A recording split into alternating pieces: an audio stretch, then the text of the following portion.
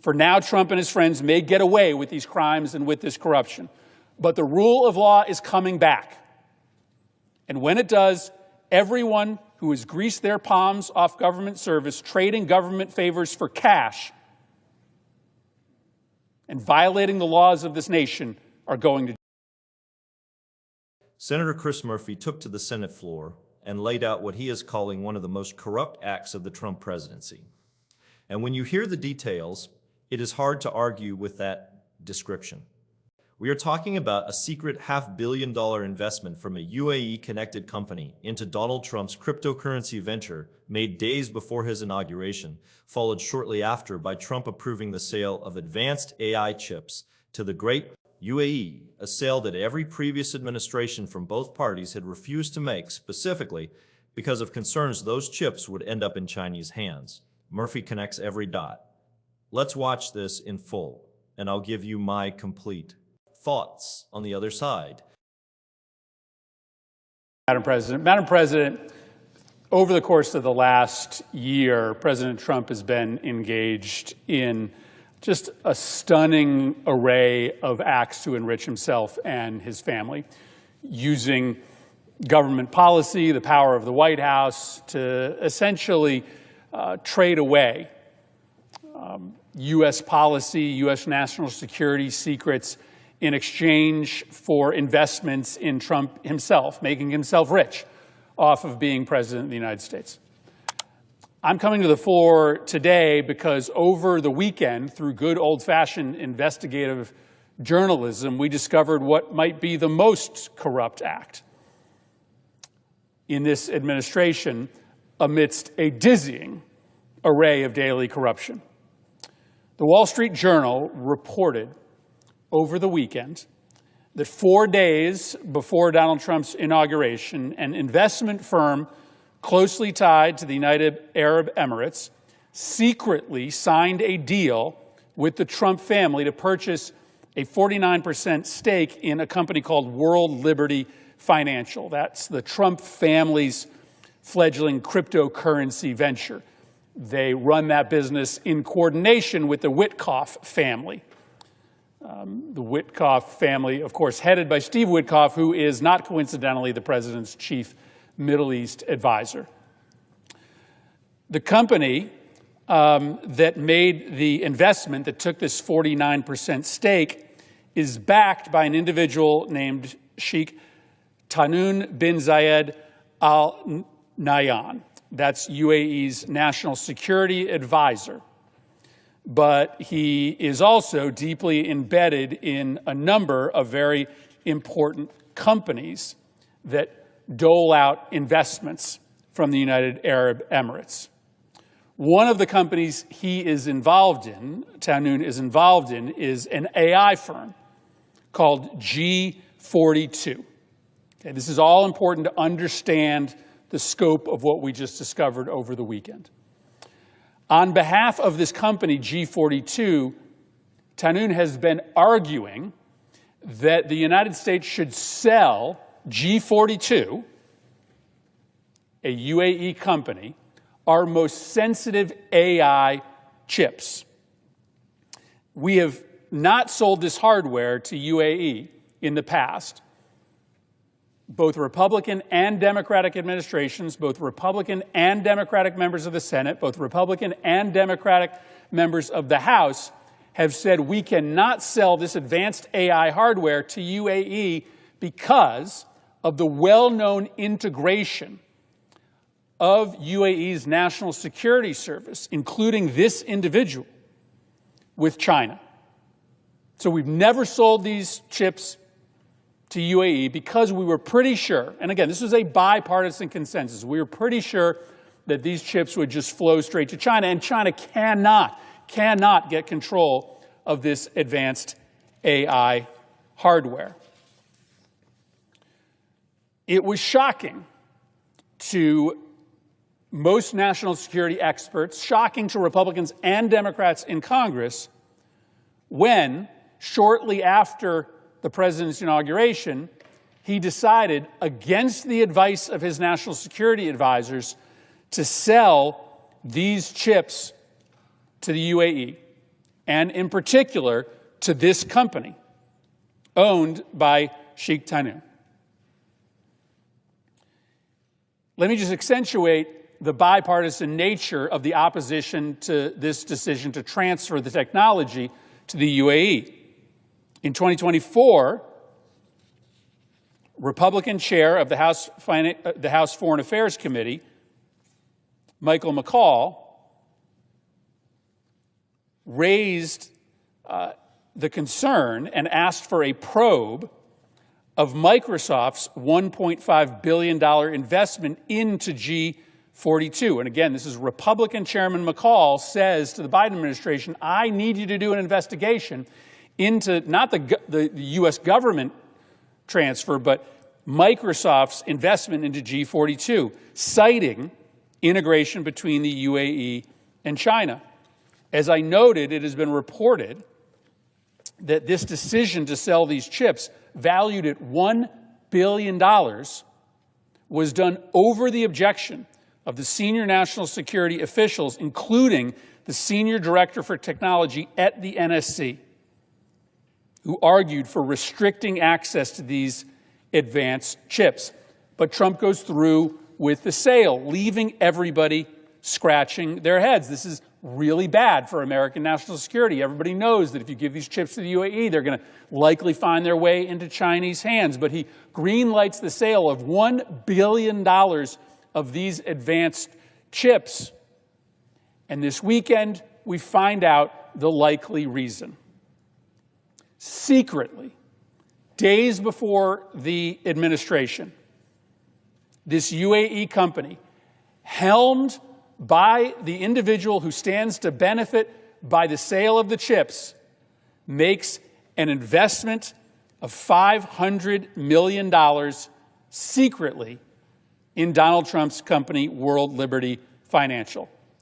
Now, just so you have no illusions, there is no separation between Donald Trump, Steve Witkoff, and World Liberty Financial.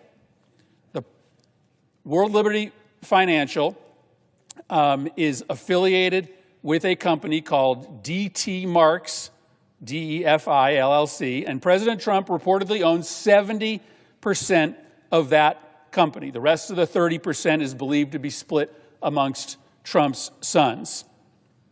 DT Marks, by the way, is not held by the Trump organization or any of its companies. It's a company owned directly by Donald Trump. Steve Witkoff said that he was divesting his stake in this company, World Liberty Financial, but on a disclosure that he filed as late as September last year, just months ago, he still had a stake, a financial interest in that company. So Steve Witkoff, the Middle East advisor, Donald Trump, President of the United States, direct ownership stakes in World Liberty Financial, days before the inauguration, a $500 million payment, a deal to pay World Liberty Financial $500 million for a 49% stake is done in secret. Now, we don't know the full extent of that sale, but at the very least, $187 million is going directly from this UAE company into the Trump family's pockets. At least $31 million is going directly from this UAE company into the pocket of the Witkoff family. It is not a coincidence. It is not a coincidence that a secret deal is done in which a foreign government puts money directly into the hands of the President of the United States, secretly, and then very soon thereafter, we find out that the President is throwing out years of national security policy, he's discarding the advice of his advisors, and he's going to hand that country that just gave him $187 million national security secrets. Now, of course, this isn't the first time that President Trump has done business with this particular individual, because Sheikh Tahnoon also runs a company called MGX. MGX put $2 billion worth of investment towards the president's business empire earlier in the year. Now, this was done in public, so we saw it all for ourselves, but it was no less corrupt just because it wasn't discovered by journalists. In that deal, this UAE company decided to finance an investment in a company called Binance with Donald Trump's crypto coin. At the time, Trump's crypto coin was a fledgling product in the market. It did not have any big backers. Guess who comes to the rescue? Sheikh Danoun, with another one of his companies. He finances a $2 billion investment in Binance with Trump's crypto coin, almost overnight making that crypto coin one of the most successful, one of the most highly traded in the industry. Now, in that case, the investment wasn't directly by UAE into Donald Trump's company. It was financing a venture in Binance with Trump's crypto coin. But just because the corruption was a little bit more oblique doesn't mean that it wasn't corruption. In this case, it is a direct investment by a foreign government, $500 million directly into a company controlled and run by the President of the United States. There is no record in the history of the United States of a foreign government making a direct investment in a company owned by the President of the United States. No wonder they did this in secret. No wonder they tried to get away with it without anybody knowing. The UAE doesn't give this money away for nothing. They were asking for these national security secrets. They were asking for this advanced chip technology. And it's just not a coincidence. You don't have to be born yesterday to understand that there's a connection between the payment to Donald Trump, the investment in his business, and the transfer of the national security secrets. I just don't want this to become normal. I just don't want us to paper over multi-million-dollar corruption. The President of the United States, every single day, profiting off of his position. I don't understand why our Republican colleagues excuse this. The White House has become a nonstop corruption machine.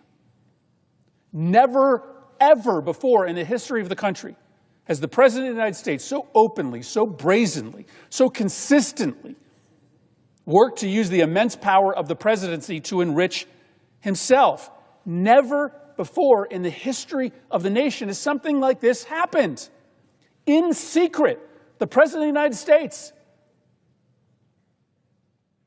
taking payments from foreign governments put in his own pockets and then handing them national security favors that the United States had never been willing to do in the past. You know, back during the Biden administration, there were endless hearings, there were nonstop speeches on this floor about the Biden crime family.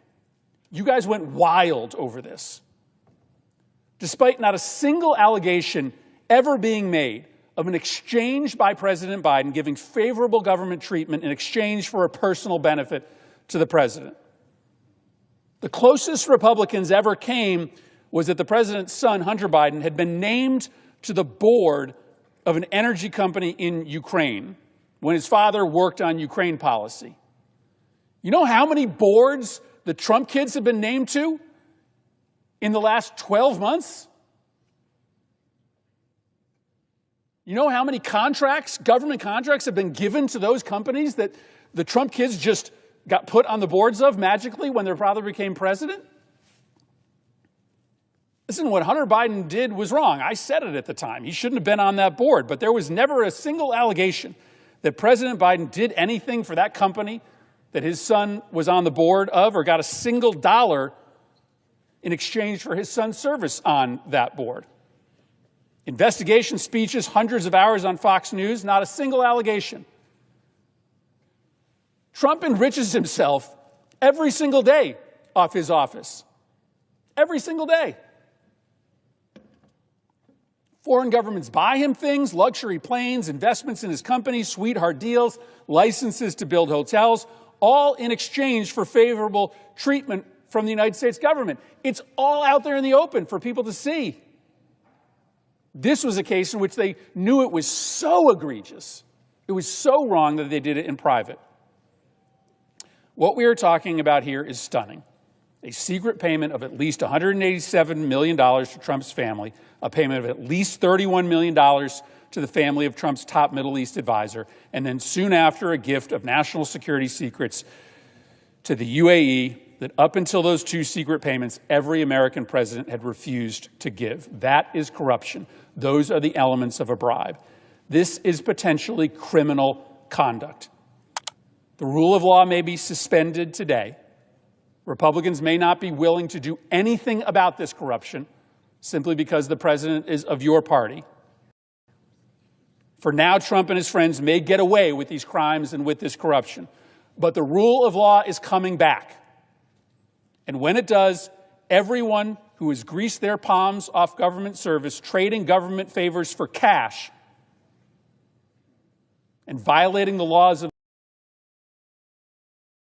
Let's be clear about what Senator Murphy laid out on that Senate floor, because the details matter and they deserve to be repeated precisely 4 days before Donald Trump's inauguration. A UAE-connected investment company secretly signed a deal to purchase a 49% stake in World Liberty Financial, the Trump family's cryptocurrency venture. The company making that investment is connected to Sheikh Tahnoon bin Zayed, who is the UAE's national security advisor and is deeply embedded in an AI company called G42. G42 has been trying for years to get the United States to sell it advanced AI chips. Previous administrations, both Republican and Democratic, said no. Bipartisan consensus. The concern was well documented and widely shared across party lines. These chips would likely flow to China because of the known integration between UAE's national security services in China. Trump's own senior national security officials, including the senior director for technology at the NSC, advised against the sale. Trump approved it anyway. Shortly after, we find out that the UAE company connected to the individual who directly benefits from that chip sale had secretly put at minimum $187 million directly into the Trump family's pockets, and at minimum $31 million into the pockets of Steve Witkoff, who happens to be Trump's chief Middle East advisor and had a financial stake in World Liberty Financial. Murphy put it plainly and correctly. There is no record in the history of the United States of a foreign government making a direct investment in a company owned by a sitting president. That has never happened before. The elements he described, a payment, a favor that follows the payment, a pattern of secrecy are the textbook definition of a bribe, and the fact that this was done in secret, that they did not disclose it, tells you that the people involved understood exactly how it would look if the public found out. And this is not an isolated incident. It is a pattern. The same Sheikh Tahnoon runs a company called MGX that put $2 billion toward Trump's crypto coin earlier in the year. That investment was public, but no less corrupt for being visible. Trump's crypto coin went from a fledgling product to one of the most highly traded in the industry almost overnight because a UAE-connected entity with business before the United States government decided to back it. And now we find out that on top of the public $2 billion, there was a secret $500 million on top of it. Murphy's comparison to the Hunter Biden situation is the one that should make every Republican who sat through years of those hearings deeply uncomfortable. Republicans spent hundreds of hours in Congress, issued countless subpoenas, and generated thousands of hours of Fox News coverage over allegations involving Hunter Biden. Murphy made the point directly. Not a single allegation was ever made that President Biden personally received $1. or Art gave favorable government treatment in exchange for his son's board seat. Not one. That was the standard they used to justify years of investigation. Now you have a sitting president who personally owns 70% of a company that secretly received hundreds of millions of dollars from a foreign government's national security advisor, followed by a policy decision that gave that foreign government something every previous American president had refused to give them. And the Republican response is silence. That double standard is not just hypocrisy. It is a fundamental failure of the constitutional responsibility Congress has to provide oversight of the executive branch regardless of party. Murphy ended with a warning that should be heard by everyone regardless of political affiliation. The rule of law may feel suspended right now, and Republican colleagues may not be willing to act simply because the president belongs to their party. But he said it clearly, the rule of law is coming back. And when it does, everyone who used government service to enrich themselves, who traded government favors for cash, who violated the laws of this nation, will face accountability. The question for every American watching is simple. Do you believe in accountability, or do you only believe in it when it is politically convenient? Because if the standard only applies to one party, it is not a standard at all. It is just a weapon. And the moment you accept that, you have given up on the idea of equal justice under law. Drop your thoughts in the comments below, hit the thumbs up, subscribe, and turn on the bell notification. I'll see you in the next one.